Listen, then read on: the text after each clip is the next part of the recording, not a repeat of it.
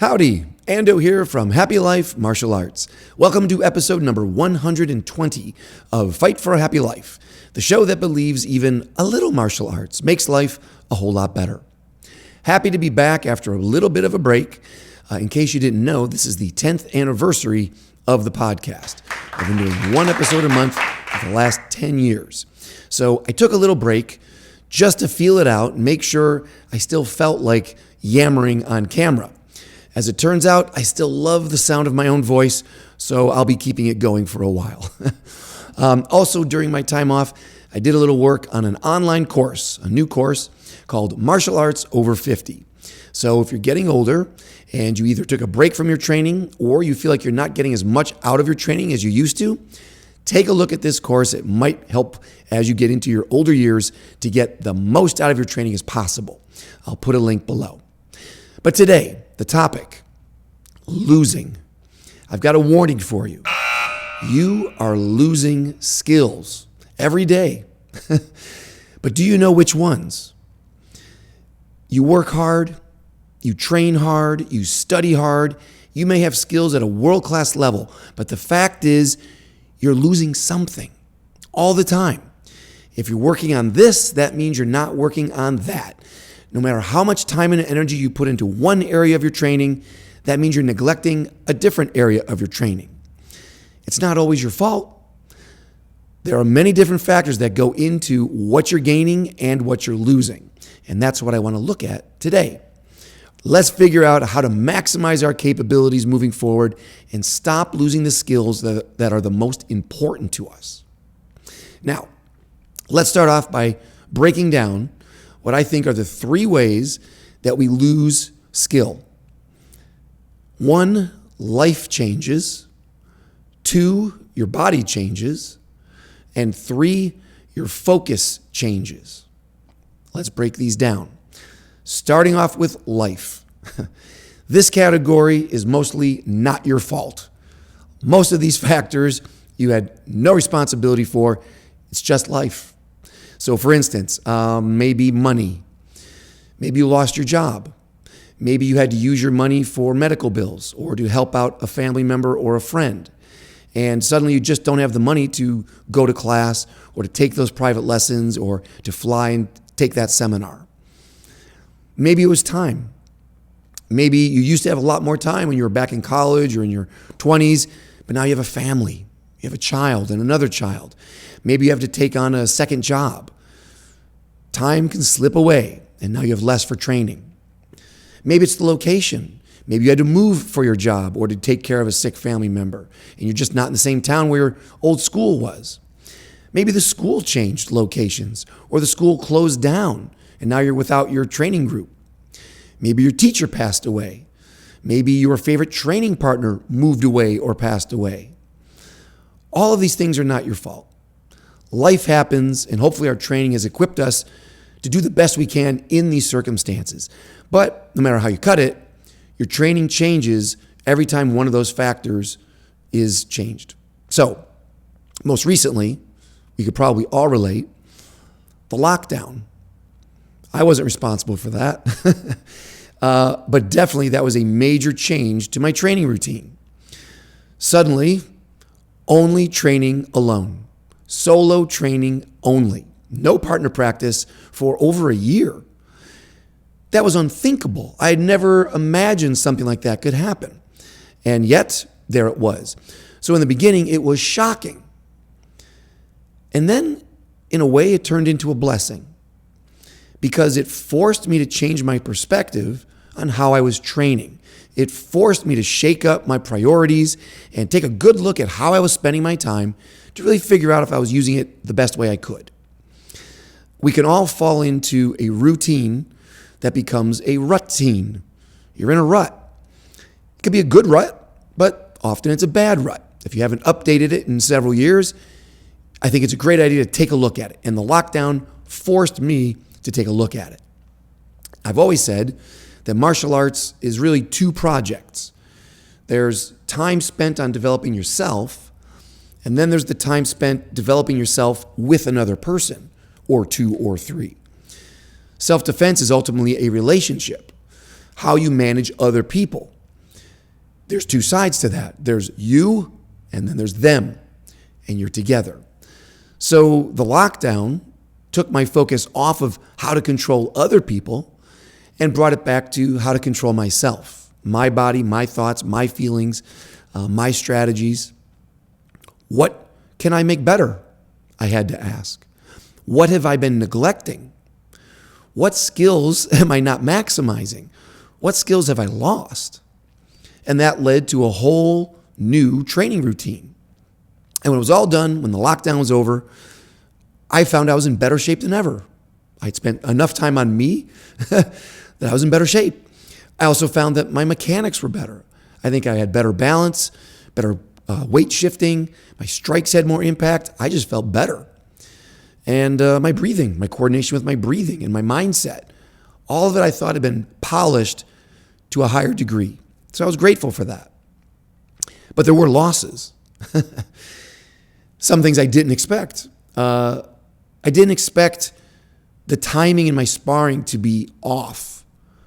Because I was visualizing when I'm hitting stuff, I always visualize, shadow boxing. But people are different, and different people are different. So there's always a slightly different space-time continuum to deal with. And so getting back into the groove of reading body language and setting myself in positions where I need to be, that took a little time to sharpen back up. I didn't expect that as much. A big surprise was pain tolerance. I'd lost a bit of my pain tolerance. When I wasn't getting tapped out or choked out or hit all the time, when I came back and had partners again and felt that pressure and impact, yeah, there was a little bit of an ow factor. Like, that's uncomfortable. So I had to catch up on that again, getting back into pain tolerance. And very specifically, I remember being in a Brazilian Jiu-Jitsu class and my backward roll, for some reason, just not there for me.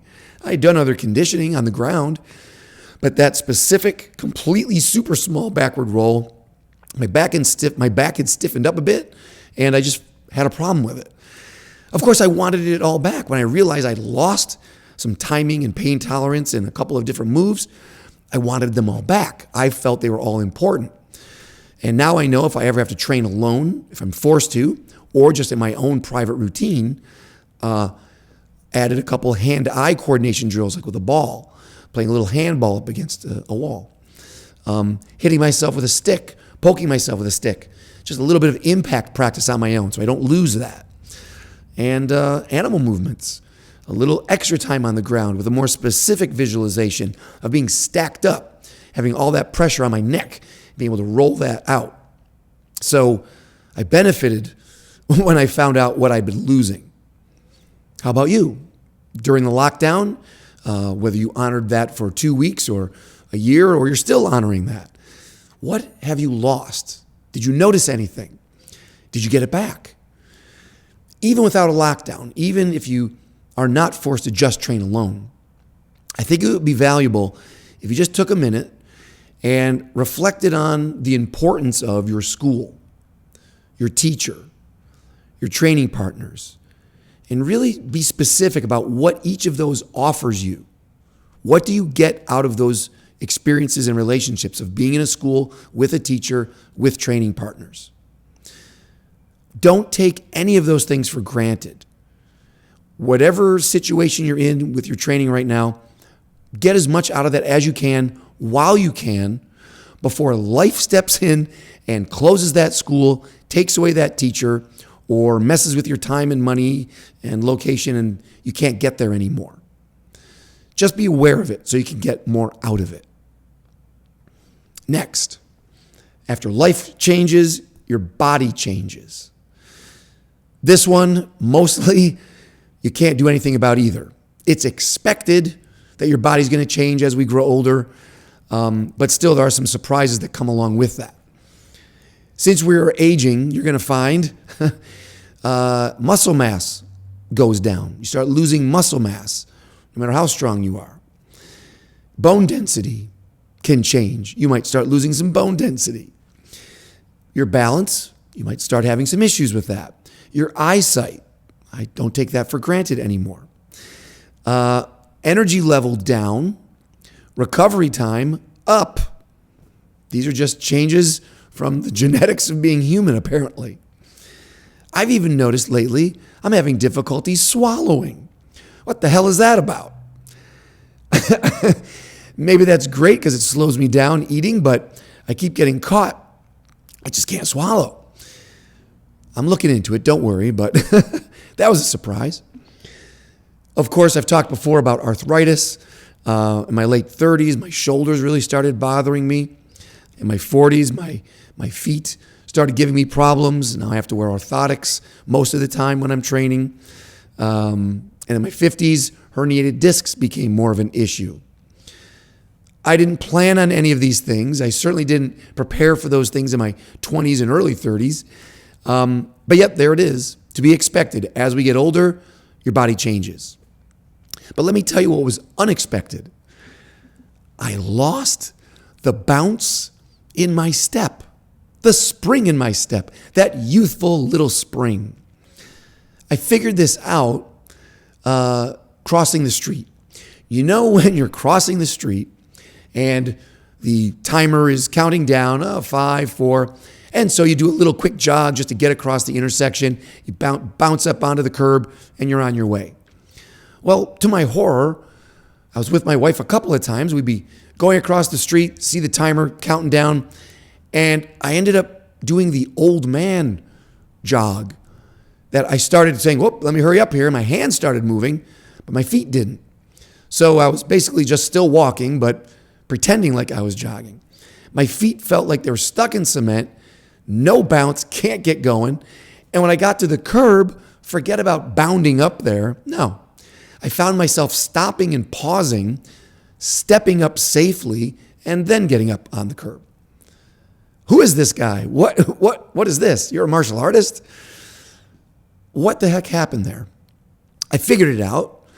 I realized that I used to train in the stadium near where I live. I used to do a lot of stair training, bounding up, bounding down, jumping down. I realized, you don't do the steps anymore. You've moved into other kinds of training. I just didn't do it on purpose. I just stopped going to the stadium. And then I also realized that I had broken my jump rope. I was never a big rope jumper, but I usually always have one. In the trunk of my car, particularly when I was out working out in the park during the lockdown, I was jumping rope. I had a lot of bounce in my step, felt great. But then eventually the rope wore out, it broke, and that was one of those things on my list, like, oh yeah, you need a new jump rope. I never got around to it. And there it was. Without my thinking about it or planning on it, I found myself with no bounce in my step anymore. Horrific. So this is what I'm talking about. While you're doing one thing, you're not doing something else. And if you really want a bounce in your step, you better keep training it. And now I do. I do appreciate a good bounce in my step. So I'm back to bouncing. I add a little bouncing into my daily routine. And I've added some frog jumps. Very simple.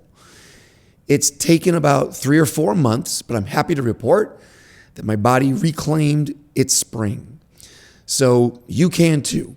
Evaluate what you've been missing, make a little effort to add it back, and I think you can get it back. All right, so 3, life can happen, your body can change, and now the one that's you're more responsible for, your focus can change. Right off the bat, I can think about high kicking head height. When I started martial arts in my teens, in my early 20s, high kicks were very important to me. What other measure is there as a martial artist than being able to spin hook kick someone in the head? That's what I wanted to do. That's what I did.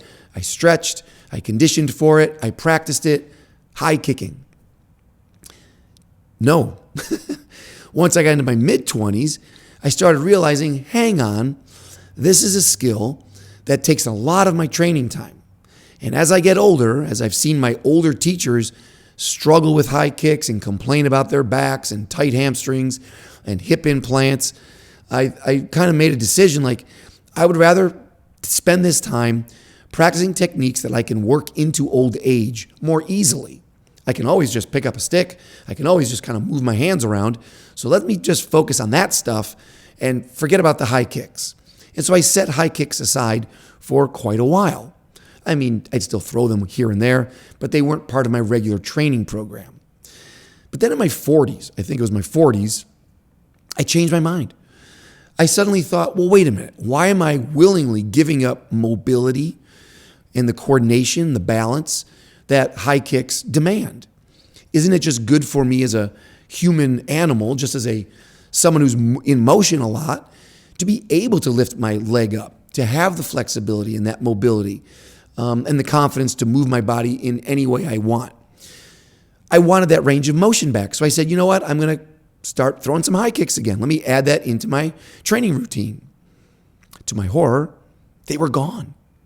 It wasn't just as easy as, okay, let me turn that switch back on, toggle on. No, I had lost that skill. Sure, there's some muscle memory, but the memories were of younger muscles. If 10, 15 years have gone by and you haven't thrown many high kicks, you don't have them anymore. I don't believe martial arts is like riding a bike. Your body needs updates all the time. I was basically running old software on a new computer, and there were just too many bugs to let that run smoothly. In my mind, I felt like I know how to do this, but my body did not remember it really. So the upgrade began. I needed to switch out, update, get better software, switch out the processing, whatever. I'm not a computer guy, but you know what I mean. I needed to update the systems all across the board. And very slowly and painfully, I've gotten my high kicks back. Of course, I'm in my 50s now, so I'm constantly updating and getting that groove back, to get that leg up there with some kind of control and some kind of accuracy and get that done. I don't regret it at all, but again, it's another example that my focus changed and I lost a big chunk of my skill. Weapons would be another category of loss for me. In years past, I went through a stick phase, went through a knife phase, and staff has come and gone, long staff. When I've lived in a small apartment, which is most of my life, staff is just not convenient. I'll keep it in my car. If I go to the park, like during lockdown, suddenly staff became far more a bigger part of my training program. When I moved to North Carolina, the back of our place opened up to a big field. So again, staff, I was working with it all the time. I've moved back to Los Angeles now. I'm back in a small apartment. So staff, difficult. I've taken it out to the park. Once I moved back, it broke. I smacked it onto a tree and it broke. I haven't gotten another one, and very quickly it just slips my mind. Like, oh yeah, I got to go get another staff. And what happened to the sticks and the knives? Very simply, I'm sure you've done this. You rearrange your training space, or you move to a new place. You put some things, your equipment, into a cupboard or in a closet, or they're in a box somewhere, and then you forget you even have them. Months go by, years go by, and suddenly you think, what happened to my knives? Where'd my chucks go? You haven't picked them up in years. So what happened to your skill? The good news is, clearly you've had more time to work on something else. So you've been developing, but if you really wanted that knife skill or that stick skill or that staff skill, that stuff might be gone. So out of sight, out of mind. We've got to be careful about that because time goes by so fast, and every day that you're not doing what you want to do, you're losing something. That's the warning today. Heads up. All right, so is there a solution to this? What's the solution to this? How do you stop losing the skills? Is there a way? Well, yes and no. The fact is, here's the hard, cold truth. In the end, we all lose everything. We lose our lives. So let's start there and move backwards. In this slow crawl to the moment that you're dead, you're going to be losing things, like it or not, because of life, because of your genetics, your body, your focus, your dreams. Things change. Everything changes. So what are the last things, the last skills that you want to lose? Please take a minute and answer that question for yourself. Pause the video. What are the last things that you want to have with you the moment before you die? What are the most important skills to you? Is it high kicking? Would you like to be able to do a split till the day you die? Is it your strength? Do you want to have guns? You want to be able to flex your arm and impress people in a tank top? Do you want just a clear head and a calm soul? Do you need to add more meditation to your life? Should that become your number one training exercise? Is it your cardio, heart and lungs? Do you think you'll live longer if that's your number one priority? Do you want to maintain your explosiveness? Do you think that's the most important? Do you want to be an encyclopedia of forms, of every style? Make that list. The shorter the better, I would think. As we're all losing everything, and you know the ending of the story, you've got nothing. What are the last skills you want to have in your possession? This is the formula, my friends. Start with that. Number one, set your goals. Which skills do you want till the end? Number two, prioritize your training to make sure that those things on your goals list are practiced first and most. If you love stick fighting and that's your favorite thing, that should be the first thing you do, and that should take up the most of your training time. Don't get distracted. Focus on that. Number three, after you set your goals and you prioritize your training routine, keep the tools that you need in sight. Like I said, out of sight, out of mind. So if you want to keep that bounce in your step, then you better have a jump rope, or you better live right next door to some stairs if you want to jump on them. Keep them near you. Keep them in sight. Don't put them in a closet. Don't put them in a box. Put them right up in front. If you want to work on that staff, put the staff right by your door. You want to lift weights, put those dumbbells right by your bed. Put the tools that you need right in front of you so that they're always on your mind. It could be as simple as a poster, by the way. If you're inspired by a certain body type or a certain hero, put that poster up where you can see it all the time. Maybe get a tattoo.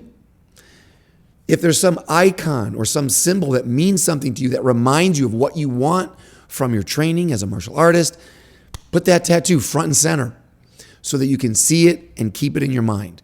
Because life is busy and you will find other things to focus on. Just an idea. Keeping things in view, to me, also means being viewed, being seen. So that means show up to your class. If you're part of a class, keep showing up. If you have a teacher, keep seeing the teacher. If you have good training partners, keep that relationship going. Show up, be seen, get in there. Last part of the formula, set your goals, prioritize your training, keep your tools in sight, reflection. Before you train, after you train, take that moment to ask if you're getting what you wanted. Are you meeting the goals that you set out for yourself? I don't think you can do enough of this. Figure out what you're working on and why, and keep that list updated. It's so easy to drift into an agenda that's 20 years old, 10 years old, or someone else's agenda. Peer pressure, what you see in a movie, what you see in a tournament. Come back to basics. You're going to die. What do you really want to be known for? What do you really want to have in your possession? Which skills? The clearer you are, the better. And that's it. That's the formula, my friend. And don't wait for old age. Don't wait to shock yourself with what you've lost to start this process. Do it right now. I don't care if you're 15 years old. I don't care if you're 25 years old. Go through this exercise right now. The clearer you are, the earlier you can be clear, the better for your future training. If your focus changes over the years, so be it. But get clear now. Remember this. Life is a losing game. I don't care who you are or how hard you train. In the end, the Grim Reaper always wins. He will take everything from you.